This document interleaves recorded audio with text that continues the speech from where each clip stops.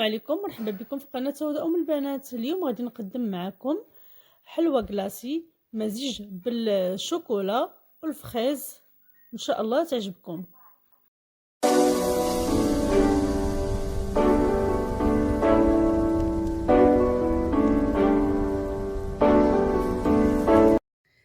عندنا شويه ديال الملحه، 200 غرام ديال السنيده، 4 البيضات، 180 غرام ديال الدقيق الابيض، فانيا وحده 7 غرام، خماره وحده فيها 8 غرام، وكاكاو فئة 7 غرام.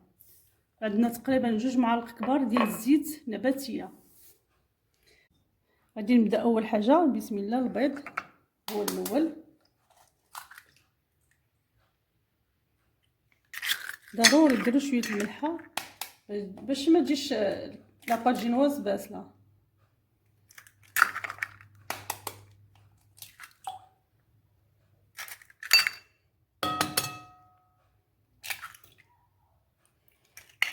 غادي ندير سنيده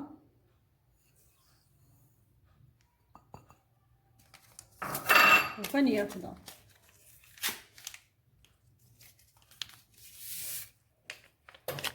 غادي نطرب مزيان غير شويه في الاول شويه،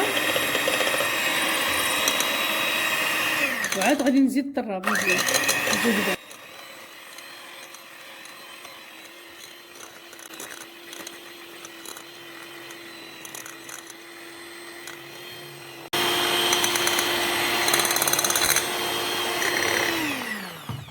هنا بعد ما طربت البيض مزيان بحال هذا الشكل، غادي نديرو نغربلو الدقيق والخماره والكاكاو، ضروري نغربلوهم. غادي ندير نص ديال الدقيق، غادي ندير الخماره والكاكاو.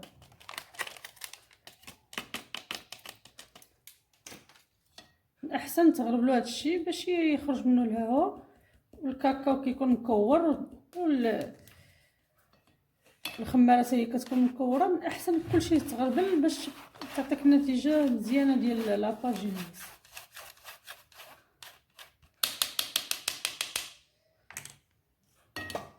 غادي نخلط غير بشويه كما العاده،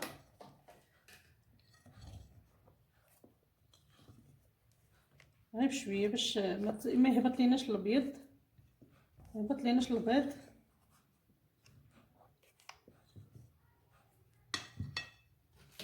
ندير نص اللي بقى ديال الدقيق، نغربلو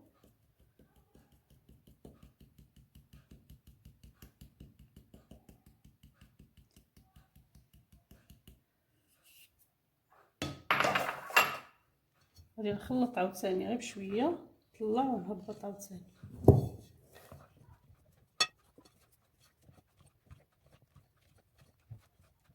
هنايا خلطت الدقيق مزيان غير بشويه،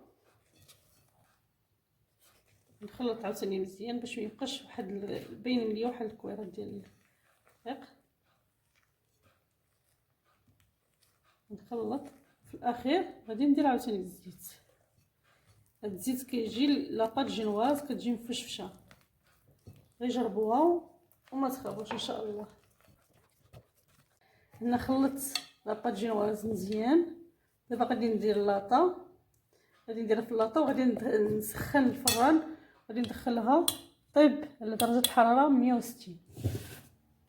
هنا عندي المول، درت شويه ديال العجينه ولصقته. دابا غادي ندير شويه ديال الزيت باش ما تلصقش، ندير شويه الزيت باش ما يلصقش ليا لاباجينوز، حيت هاد الورق الزوده ولا مؤخرا ولا كيلصق.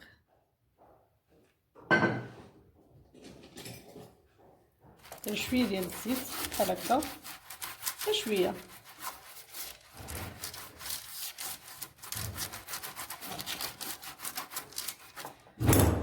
غادي نهز يدي الفوق، غادي ندير لاباط العجينه وغادي نسرحها. دابا هنايا نسرحها مزيان العجينه، غادي نديرها في الفران، غادي طيب. طابت لاباط جينواز، تحمرت واحد شويه، ماشي مشكل. غادي نحيد هاد الجناب. هذا واش السمك ديالها كتجي الصراحه زوينه.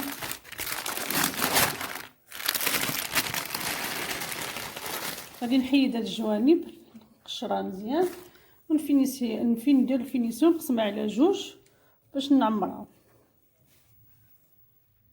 انا غادي نحيد هاد البلاصه اللي محمره بحال هاد الطريقه سهله باش ما تبقاش باينه. هي راه كتهز دغيا دغيا.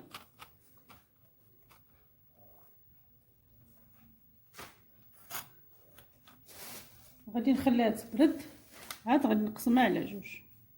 هنا قسمتها على جوج، راه باقا شويه سخونه. غنخليها تبرد بهذه الطريقه، نخليها تبرد مزيان باش نحضروا الكاناج لا كريم. عندي كاس ديال لا كريم سائل مسوس ماشي حلو، 100 غرام ديال الشكلاط غيش. غادي ناخذ الحليب كاس لا كريم، غادي نديروه في كاسرونه. اول حاجه يسخن مزيان، وعاد غادي ندير معاه الشوكولا باش يذوب. هنا سخنت لا كريم مزيان، سخنت غير شويه. غادي نكبو على الشكلاط وغادي نحركو مزيان حتى يذوب الشكلاط.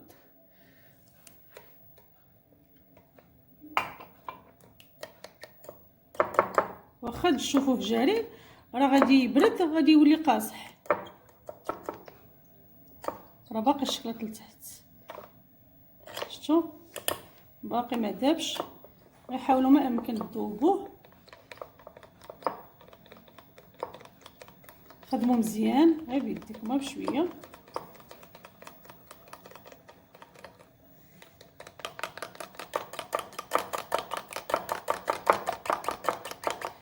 عندي هنايا 3 الاوراق ديال الجيلاتين، غادي نفزكهم في الماء بارد.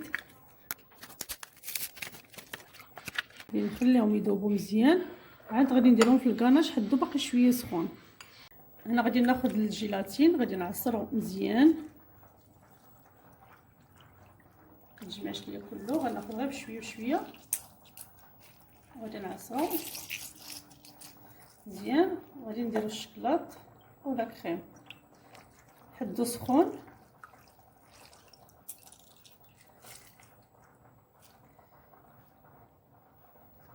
غادي نحرك مزيان حتى يذوب الجيلاتين.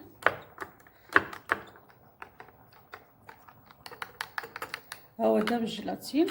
دابا غادي نخليه يبرد كما قلت لكم قبيله، غادي نخليه يبرد. عاد غادي نديرو في لا كريم. انا ديجا طلعت لا كريم، استعملت هاد لا كريم. انا ما كديرش الاشهار، ولكن الصراحه كيجي غزال ولذيذ هوايه. انا طلعت لا كريم، ما طلعتوش بزاف مزيان، غير طلعت واحد تقريبا شويه باش ندير معاه الكاناج. دابا غادي نتسناه حتى يبرد وعاد غادي نطلعو مع لا كريم. من بعد ما برد الكاناج دابا غادي نديرو مع لا كريم وغادي نطربو.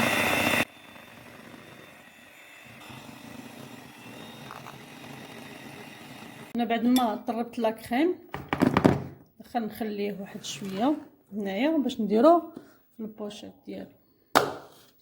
هنا عندي بخانيني والفيتون. اول حاجه غادي ندير فيتون. القدر اللي بغيتو نتوما ديروا الجهد اللي بغيتو ديروا الفيتون، زعما الجهد اللي عندكم. بخانيني غادي نخلط مزيان، كنديرو كامل. الصراحه كيجي هاد الطريقه هذه كتجي الصراحه كتجي لذيذه بزاف بزاف بزاف.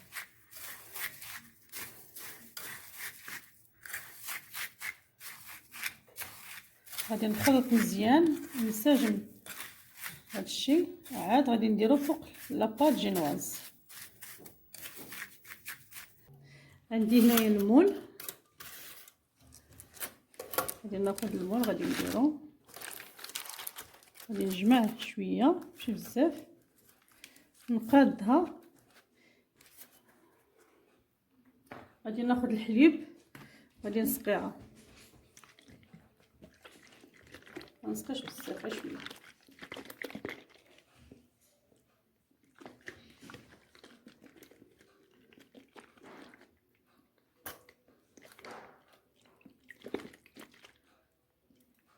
انا غادي ندير الفيتون بخانيني، غادي نوزعهم مزيان. الطبقه كتجي مقرمشه زوينه، كتجي نقاد جناب.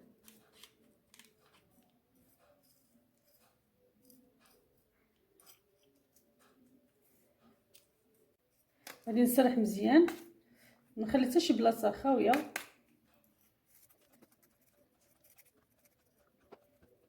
انا بعد ما سرحت وقديت مزيان،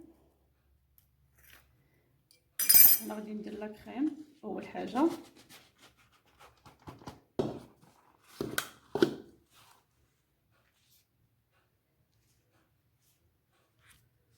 ندير شويه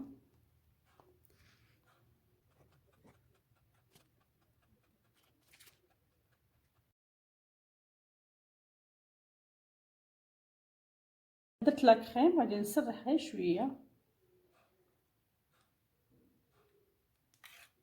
ندير الجناب باش ما يبقاوش خاويين.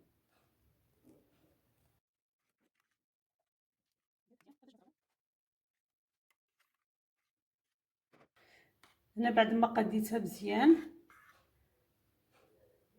غادي نخشيها في المجمد مده ربع ساعه، عاد غادي نوجدوا لا كريم ديال الفريز. هنا 100 غرام ديال سنيده و500 غرام ديال الفريز ونص حامضه. انا غادي نقطع الفريز كيف ما بغيتو تقطعوه قطعوه.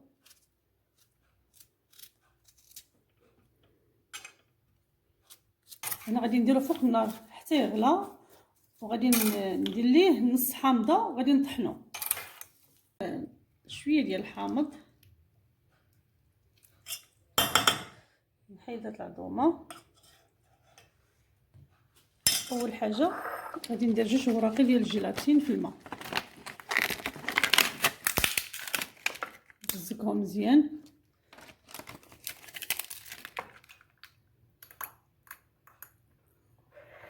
نخليه جانبا. غادي نحرك داك الحامض اللي درت معاه فريز، انا راه باقي سخون. غادي نطحنو المكسور، اللي ما عندكمش طحنوه في الحاله العاديه.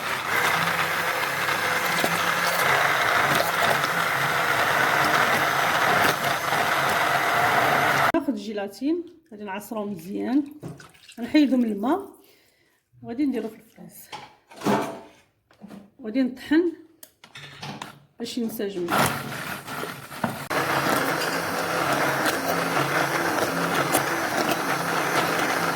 انا بعد ما برد ليا الفريز غادي نسرحو بهذه الطريقه.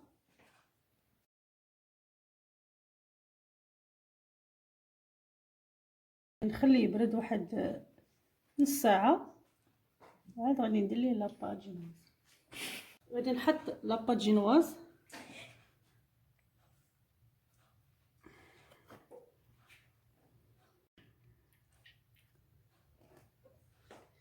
غادي نقادها وغادي نحيد هاد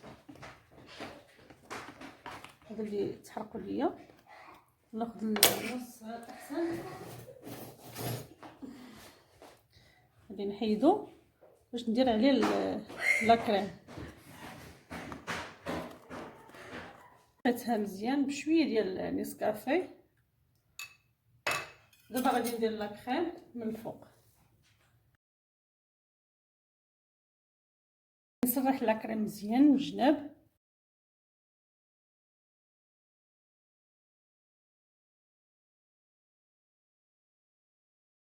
بعد ما مونطيتها مزيان دابا غادي نديرها في السلوفان كما قلت لكم، غادي نبيتها ليله كامله في المجمد. نحضروا الكلاصاج. عندي كاس كبير ديال لا كريم سائل، وعندي 2 جيلاتين وشكلاط غيش والماء باش غادي ندير الجيلاتين. غادي نفسكهم هما الاولين اول حاجه، وعاد غادي ندير لا كريم. غادي نسخنو باش غادي ندير الشكلاط. غادي ندير الشكلاط هو الاول. سخنت لا كريم غادي نذوبو مزيان.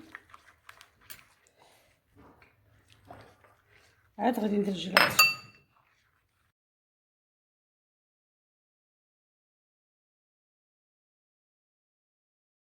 نخليه يبرد. عاد غادي نجبد الحلوى المجمد. عاد غنديرها فوق منه.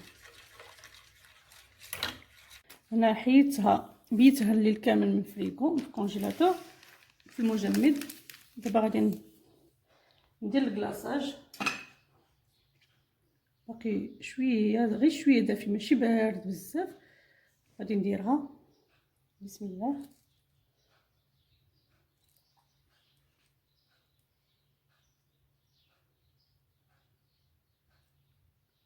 نخليها تبرد واحد شويه وغادي نرجعها للمجمد باش نزينها.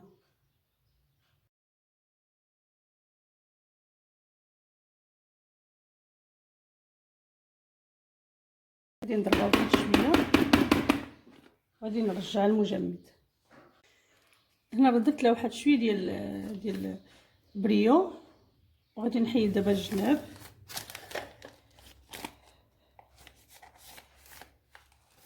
انا غادي نقطع غير شويه من الجنيبات ونهبط.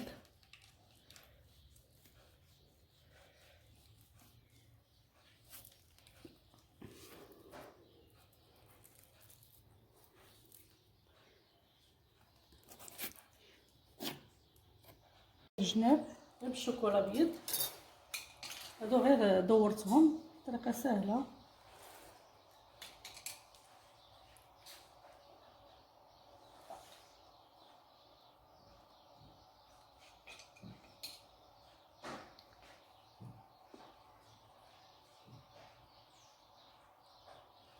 غنثبتهم مزيان باش ما يطيحوش. في الاخير غادي ندير الفريز بطريقه عشوائيه. ندير ناباج. غادي ندهنو بلاباج باش يعطيني لون لمع. بلا ما نحطو عاد ندير لاباج.